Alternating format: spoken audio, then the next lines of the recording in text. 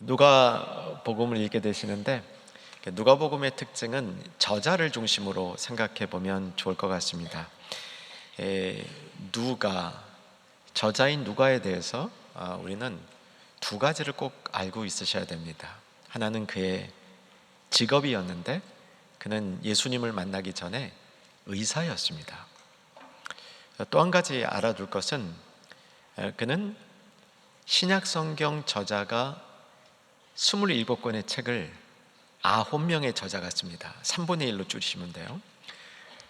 9명의 저자 중에서 유일하게 유대인이 아닙니다. 예수님이 유대인이셨고 구약의 전통이 쭉 유대인들을 통해서 내려왔는데, 누가만은 신약성경 저자 중에 유일하게 유대인이 아닙니다. 신약성경의 저자들을 한번 9명을 펼쳐보면 다양성이 나타납니다. 그러니까 예루살렘에서 쭉 유대인 중에 유대인으로 자란 저자들이 있고요. 베드로, 야고보, 요한 이런 분들, 마태 이렇게 해당하고요. 또 일부는 유대인은 유대인인데 그 해외에서 디아스포라라 그러죠. 예루살렘 유대 밖에서 태어나서 자라고 나중에 이렇게 유대인에 합류한 이런 사람들이 있죠. 대표적으로 바울이 그렇죠. 그리고 히브리서 기자가 그렇습니다. 히브리서 기자는 성경 저자 중에서도 바울 정도의 교육 수준이 있는 저자였다, 이렇게 보시면 좋을 것 같아요. 근데 신약 성경의 저자 가운데 이방인도 있습니다. 누가죠? 교육받은 이방인이었습니다. 의사죠. 누가복음 자체에는 누가가 의사였다는 얘기가 안 나오고요. 골로새서 4장 14절에 나옵니다. 한번 확인하겠습니다. 골로새서 4장 14절 제가 읽을게요. 사랑을 받는 의사 누가, 이렇게 기록이 되어 있죠. 골로새서는 바울이 쓴 편지 중에 옥중에서 쓴 편지로 분류되고요. 바울은 옥중에 있을 때 누가와 같이 있었습니다. 든든했을 것 같아요. 옆에 의사가 있으니까 옥살이 하는 중에도 마음에 의지가 될 수 있겠다 하는 생각이 듭니다. 이 누가가 복음서를 쓰는데 특별히 헬라인, 그러니까 누가는 유대인이 아니지 않습니까? 헬라인이라고 부르죠. 유대인 아닌 사람들을 헬라인이라고 부르는데, 이들은 유대인들보다는 생각하는 방식이 좀 더 논리적이었습니다. 그 중에서 과학을 공부한 누가는 다른 누구보다도 모든 생각과 글들을 일목요연하게 정리해서 쓸 수 있는 그런 기본적인 교육을 갖고 있었죠. 그래서 누가복음 여러분 이제 읽으시게 되는데, 누가복음 읽으실 때 여기다 한번 초점을 맞춰보시기 바랍니다. 특별히 올해에는 마태, 마가, 누가, 요한 4개의 복음서를 읽으시면서 예수님의 생애 이쪽으로 초점을 맞추고 있는데, 예수님의 생애, 그러니까 3년 동안의 공생애 이 부분을 누가복음을 읽으시면서 초점 맞추실 때, 누가는 예수님이 갈릴리에서 사역하셨던 걸 한 덩어리로 쭉 기록을 하고요. 그 다음에 갈릴리로부터 예루살렘으로 이동하는 내용을 하나로 모아서 쭉 기록을 해주고 있습니다. 그리고 예루살렘에 도착해서 예수님 마지막으로 가르치시고 고난을 받으시고 십자가 지시고 부활하신 얘기를 또 하나로 이렇게 정리해서, 이게 이제 지리적 흐름에 따라 갈릴리, 예루살렘으로 이동, 예루살렘에서 있었던 일, 이런 식으로 누가복음 정리되어 있습니다. 한번 그 틀을 살피시면서 누가복음을 읽으면 좋을 것 같습니다. 오늘 본문으로 들어가기 전에, 그렇다면 예수님은 3년의 공생애를 통해서 무엇을 하시려고 했는지를 요약해보고 본문으로 들어가면 좋겠습니다. 우리가 가장 쉽게 답할 수 있는 것은, 예수님은 3년 동안 공생애를 통해서 결국 십자가를 지시고 부활하셔서 우리를 구원하려 하셨다, 이렇게 정리하는 것은 가장 우리에게 보편적인 정리이죠. 그런데 이 시각을 좀 넓혀서 조금 더 넓은 시각으로 예수님의 3년의 공생애를 하나님 나라를 이 땅에 건설하기 위한 것이었다, 이렇게 정리해 보는 것은 많은 성경학자들과 훌륭한 성도들이 성경을 보는 또 다른 입장이라는 사실을 우리 사랑하는 성도님들도 기억했으면 좋겠습니다. 다시 한번 말씀드리면, 예수님의 이 땅에서의 생애는 하나님 나라를 이 땅에 건설하기 위한 것이었다, 이렇게 정리해 볼 수 있습니다. 우리가 받은 구원과 그래서 그 구원을 위한 십자가와 부활 정리하는 것은 우리 신앙의 기본입니다. 그런데 여기에만 국한된다면 우리는 자칫 내가 받은 구원을 나만을 위한 것, 그리고 내가 받은 구원 혹시 놓칠까봐 노심초사하는 다소 좁은 신앙에 머물러 있을 수 있기 때문입니다. 예수님이 이 땅에 오셔서 하신 일은 하나님 나라를 건설하는 것이었다. 이렇게 정리해 보는 것 여러분에게 권해드립니다. 성경이 이 요약을 아주 잘 뒷받침해 주죠. 예수님이 처음 공생애를 시작하실 때 이렇게 외치지 않으셨습니까? 회개하라. 뭐가 가까웠다? 천국이 하나님 나라죠. 회개하라. 하나님 나라가 가까워왔다. 그러니까 예수님의 공생의 사역을 통해서 그 하나님 나라를 이 땅에 세우려 하는 것이었다 보여주는 거죠. 예수님이 이 땅에 사역을 마치셨을 때, 그러니까 부활하신 후에 바로 승천하지 아니하시고 40일 동안을 남으셔서 이 땅에서 후속 사역을 펼치셨는데, 후속 사역을 하신 그 내용을 하나님 나라의 일을 하셨다 이렇게 선포를 합니다. 확인해야 되겠죠? 사도행전 1장 3절입니다. 같이 읽겠습니다. 그가 고난받으신 후에 또한 그들에게 확실한 많은 증거로 친히 살아계심을 나타내사 40일 동안 그들에게 보이시며 하나님 나라의 일을 말씀하시니라. 예수님의 생애 가운데도 하나님 나라에 대한 말씀을 비유로 많이 말씀하셨고요, 또 기적을 행하는 것도 하나님의 통치가 이 땅에 임하는 걸 보여주는 방식이었습니다. 특별히 악귀들을 축출해내는 것, 이거 하나님의 통치를 이 땅에 보여주시는 방법이었습니다. 그래서 우리는 예수님의 공생의 3년의 사역을 요약할 때 하나님 나라를 건설하는 것이었다 이렇게 정리해 볼 수 있겠습니다. 그렇게 정리해 보면요, 성도가 할 일이 딱 나타납니다. 내가 예수 믿은 나로서 할 일이 드러나는데 하나님 나라를 건설하는 일에 참여하는 겁니다. 그게 나의 소명이라는 것이 분명해지는 거죠. 내가 받은 구원 잘 간직했다가 내가 죽었을 때 사용하는 것, 이렇게 신앙을 적게 정리하지 마시고, 하나님이 예수님을 통하여 이 땅에 이루어 놓으신 하나님의 그 나라의 일에 나를 참여시킨다, 이런 넓은 눈으로 예수님의 사역을 볼 수 있는 우리들이 되기를 소망합니다. 또 그러고 보니까 예수님이 이 땅에 계시는 동안에 매우 중요하게 여기셨던 일이 이 큰 그림 안에서 이해가 되는 거죠. 예수님은 이 땅에 계시는데 수많은 관심을 그의 제자들에게 두셨습니다. 그가 가진 명예에 두지 않았죠. 인기에 두지 않으셨습니다. 당연히 권력에 관심이 없으셨죠. 예수님의 관심은 제자들에게 있었습니다. 그래서 예수님의 공생의 이 기간, 3년이라는 기간을 좀 더 펼쳐보면 이런 모습이 돼요. 처음에 예수님이 이 땅에 오셔서 사역을 시작할 때에는 대중들 누구에게 똑같이 말씀을 선포하십니다. 기적도 보여주시고요, 악귀도 추출합니다. 그런데 후반부로 갈수록 예수님의 사역은 제자들에게 집중됩니다. 하나님 나라에 반응하고 예수님의 말씀에 반응하고 믿음을 가지고 예수 앞에 나온 제자들을 어떻게 더 견고하게 세울까, 이것이 예수님 사역의 후반부의 모습입니다. 사실 십자가를 지시는 것도 제자들에게 십자가 지는 삶이 얼마나 하나님 뜻에 합한 것인가를 보여주는 일종의 이 시청각 교육 과정이기도 하였습니다. 예수님은 참 제자들에게 관심이 많았습니다. 여러분은 예수님의 제자이십니까? 여러분이 예수님의 제자라는 사실을 오늘 고백할 수 있기를 소망합니다.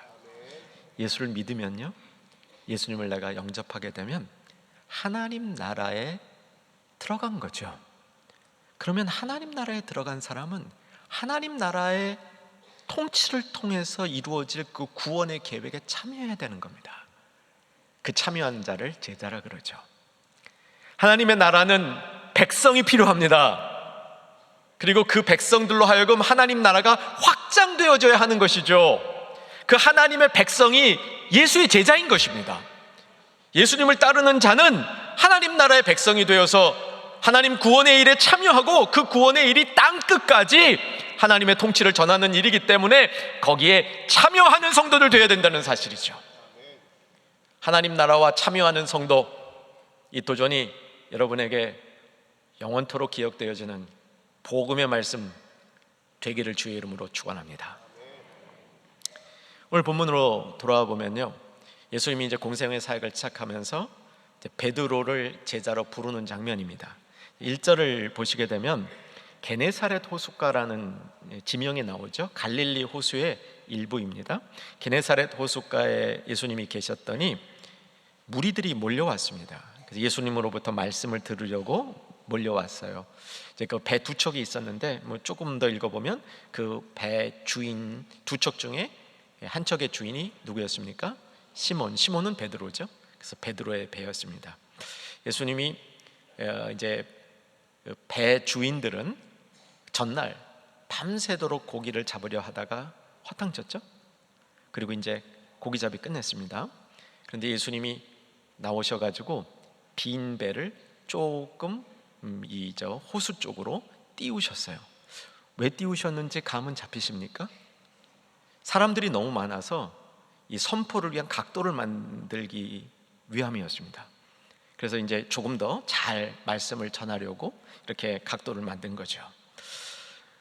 이 말씀을 마치시고 4절에 보니까 말씀을 마치시고 이렇게 돼 있고요.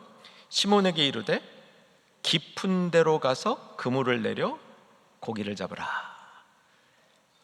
깊은 데 고기가 있다고요, 없다고요? 없어요. 뭐 고기잡이에 익숙하지 않은 분이 태반일 테인데 깊은 데에 고기가 없습니다.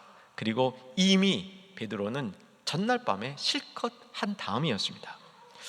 5절에 베드로가 대답을 하죠. 자, 베드로의 대답도 같이 읽어보겠습니다.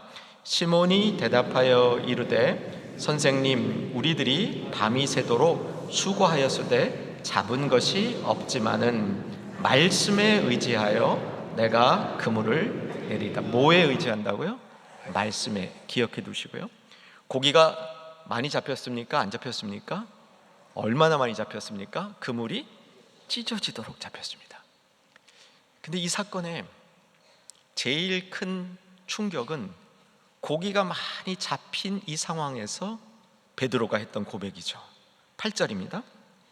시몬 베드로가 이를 보고 예수의 무릎 앞에 엎드려 이르되, 같이 읽겠습니다. 주여, 나를 떠나소서, 나는 죄인으로서이다. 이게 도대체 어떤 반응일까요? 다소 우리에게는 충격적이죠. 계속 예수님 붙들고 여기가 좋사오니 나를 떠나지 마옵소서 해야 될 테인데 나를 떠나소서라고 얘기합니다. 내가 죄인입니다 라고 고백하는 거죠. 아마 오늘 예배드리는 성도님들 중에 이런 베드로가 쏙 이해되는 분들도 계실 겁니다. 아마 여러분 인생에서 예수님을 정말 깊게 만난 성도들은 베드로가 이때 했던 이 반응을 이해할 수 있을 겁니다. 그런데 예수님이 그런 베드로에게 새로운 사명을 주십니다. 그 사명의 내용이 무엇이었냐면 이제부터 물고기 잡는 어부가 아니라 사람을 낚는 어부가 되게 하리라. 새로운 사명을 베드로에게 주시는 장면입니다. 이렇게 해서 베드로는 예수님의 제자가 되었고 예수님의 제자 중에서 끝까지 예수님을 잘 따랐던 12제자 중에 리더가 되었죠. 예수님은 지상사역을 하시는 동안 제자들에게 정말 관심이 많으셨습니다. 제자들을 부르시고 제자들을 훈련시키시고 제자들을 세우시는 것이 예수님이 하나님 나라를 이 땅에 세우시는 일에 결정적으로 중요하다는 사실을 아는 거예요. 왜냐하면 예수님은 영원히 육신에 머물러 이 땅에 계실 수가 없었기 때문에 그 뜻을 이어가는 사람들이 필요했고, 비록 처음에는 연약했지만 훈련되어질 때, 은혜를 받았을 때 이 사람들이, 제자들이 확대되어서 하나님의 일을 감당한다는 기본적인 진리를 정확히 알고 계셨던 것이죠. 이렇게 해서 저와 여러분도 예수님의 제자가 되었습니다. 예수님을 구주와 주님으로 믿으신 분들은 예수님의 제자가 된 거죠. 베드로와 같은 경험이 있든 없든 결론은 저와 여러분도 사람을 낚는 어부로 예수님이 불러주셨다는 사실입니다.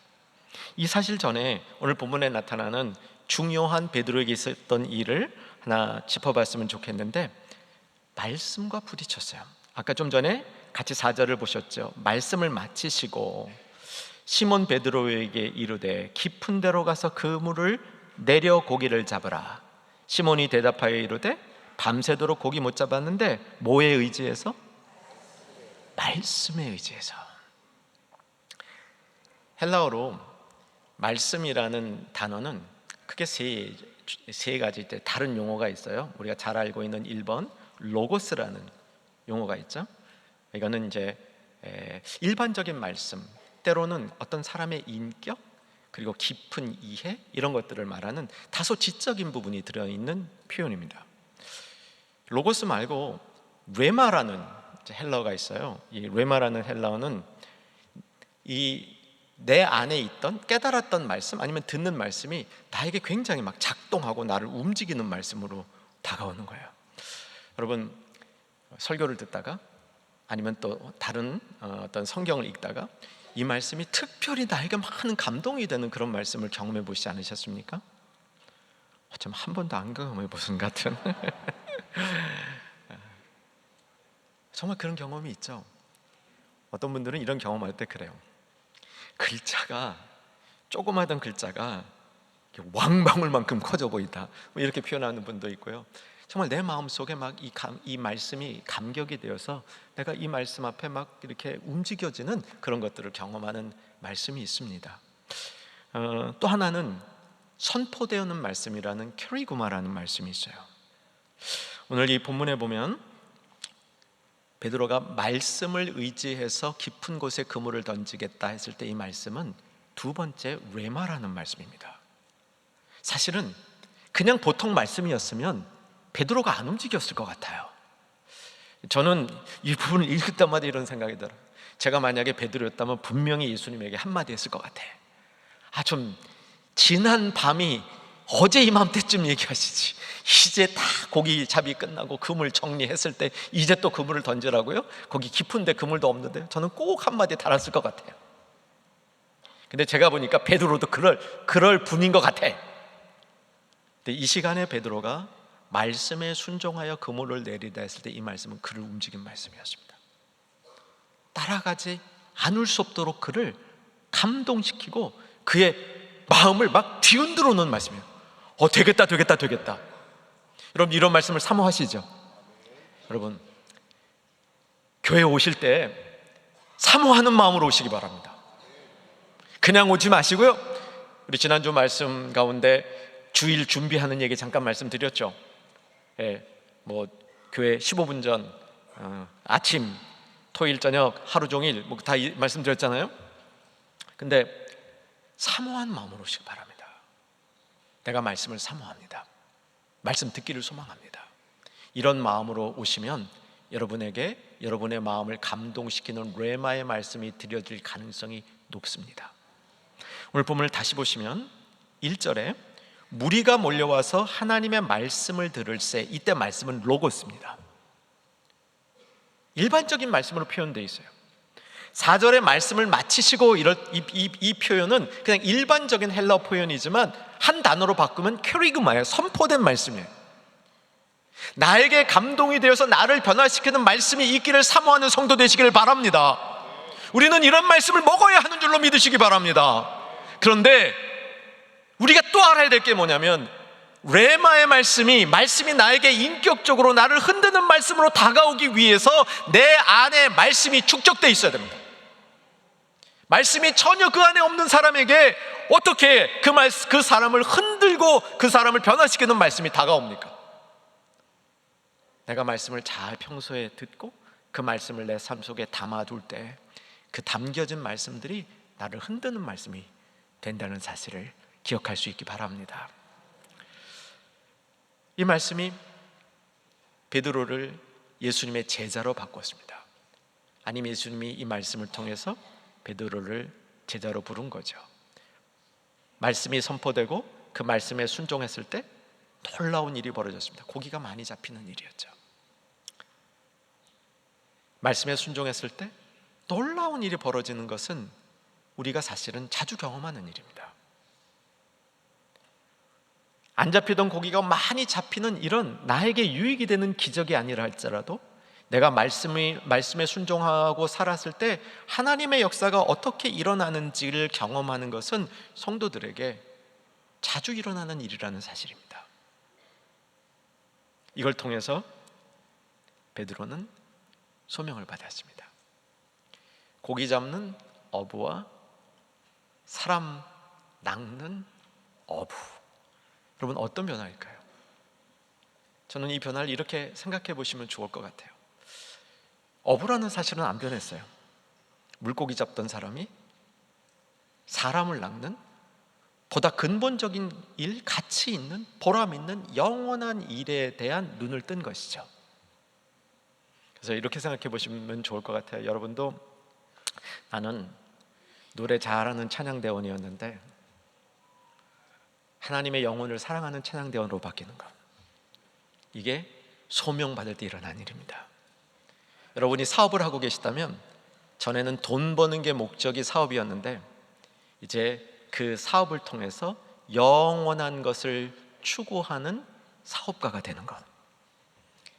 직장에서 일하시는 분이라면 그 직장 안에서 나에게 맡겨진 일을 하면서 월급을 받고 어떻게든지 조금 승진하는 게 목표인 직장인이었다면 그것을 통해서 하나님의 일에 참여해서 영원한 것을 생각하고 영원한 것을 사모하는 그런 삶이 바뀌어지는 것이 하나님이 부르시는 소명이라는 사실을 우리가 기억했으면 좋겠습니다.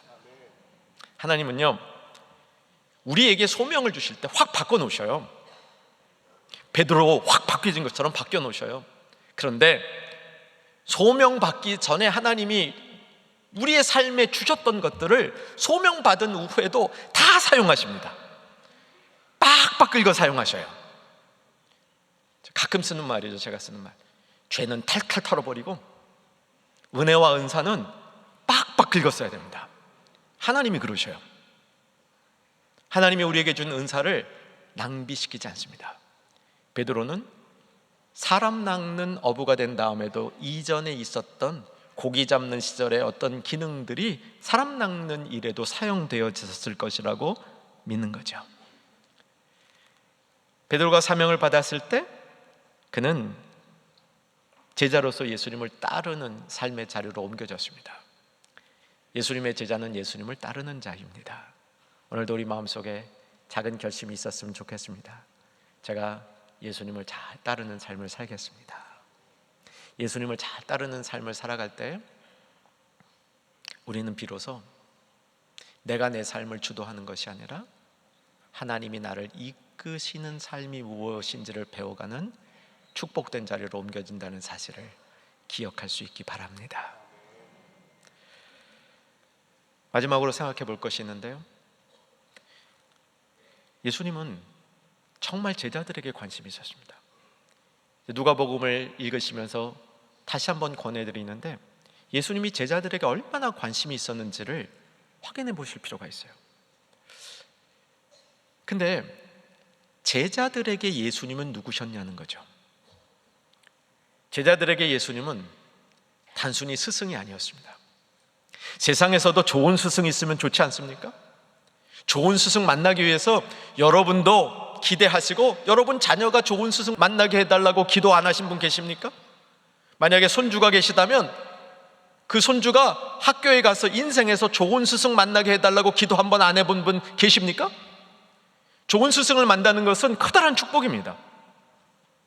그런데 예수님은 단순히 좋은 스승에 끝나지 않습니다. 예수님은 우리를 제자 삼으실 때 스승 되어주시는 것으로 끝나는 게 아니라 주인 되어주시기를 원했던 겁니다. 오늘 본문 보면 확인했으면 좋겠습니다. 4절을 보시면 말씀을 마치시고 베드로에게 이제 깊은 곳에 가서 금을 던지라. 5절 시몬이 대답하되 뭐라고 되어 있습니까? 선생님, 우리들이 밤이 새도록 수고하였으되 잡은 것이 없지만. 스승님, 우리가 해봤는데요 잘 안 되더군요 라고 답했습니다. 근데 고기가 많이 잡혔습니다. 그래서 8절에 보면 시몬 베드로가 이를 보고 예수의 무릎 앞에 엎드려 이르되 주여 나를 떠나소서 나는 죄인입니다. 베드로는 비로소 예수님이 단순한 스승이 아니라 인생의 주인이라는 사실을 깨달은 겁니다. 이 사실을 한 번 더 살펴보기를 원하는데 쉽지는 않습니다. 잘 여러분 들으시면요 이해가 될 겁니다. 후에 이 베드로는 예수님이 죽으시고 부활하신 다음 다락방에서 성령이 강림하는 걸 경험하죠. 사도행전 2장에 오순절 성령의 강림, 다락방 기억나시죠? 이때 베드로가 했던 설교는 저는 개인적으로 성경에 나오는 최고의 설교라고 믿어요. 성령이 임하시는 그 장면을 보면서 베드로가 그 장면을 보면서 설교의 핵심으로 잡았던 게 뭐냐면, 지금 우리 앞에 내리는 이 성령의 강림은 우리가 죽인 예수님이 부활하셔서 하늘 보좌에 앉으시고 통치하시는 것을 증명하고 입증하는 모습으로 성령이 강림하는 것이다, 이 설교를 한 겁니다. 성령의 강림을 예수님 부활, 하늘 보좌의 통치의 확실성으로 선포한 겁니다. 놀라운 설교예요. 그때 베드로가 했던 설교의 부분, 사도행전 2장 33절에서 시작하는데요, 하나님이 오른손으로 예수를 높이셨습니다. 그가 약속하신 성령을 아버지께 받아서 너희가 보고 듣는 이것을 부어주셨으니, 예수님이 높아지심에 성령이 부어지셨다고 얘기를 합니다. 그 다음에 34절, 다윗은 하늘에 올라가지 못했으나 친히 말하여 이르되 주께서 내 주에게 말씀하시기를 내가 내 원수로 내 발등상이 되게 하기까지 내 우편에 앉아 있으라 하셨도라 하여. 시편 110편 1절 말씀이에요. 하늘 보좌에서 통치하시는 예수님, 그것을 시편 기자 다윗이 오래전에 예언했던 것을 사용하고 있습니다. 36절, 그런즉 이스라엘 온 집은 확실히 알지니 너희가 십자가에 못 박은 이 예수를 하나님이 주와 그리스도가 되게 하셨느니라. 아멘. 예수님의 제자들은요, 예수님을 스승으로 모시는 범위를 넘어서서 예수님을 자기의 주인으로 받아들일 수 있는 사람이 진정한 예수님의 제자라는 사실을 우리가 배울 수 있기를 소망합니다. 예수님 나의 주인이십니다. 예수님 내 삶의 모든 것입니다. 이렇게 고백하는 주의 선한 백성들 되시기를 바랍니다. 이게 예수님이 기뻐하시는 제자들의 모습인 거죠. 예수님의 제자들은 그러기 때문에 예수님을 기쁘게 하는 삶을 살도록 해야 됩니다. 디모데후서 2장 4절을 보십시다. 병사로 복무하는 자는 자기 생활에 얽매이는 자가 하나도 없나니 이는 병사로 모집한 자를 기쁘게 하려 함이라.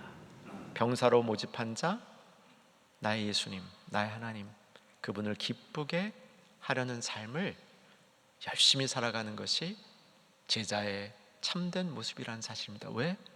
예수님은 단지 나의 스승이 아니라 주님이시기 때문입니다.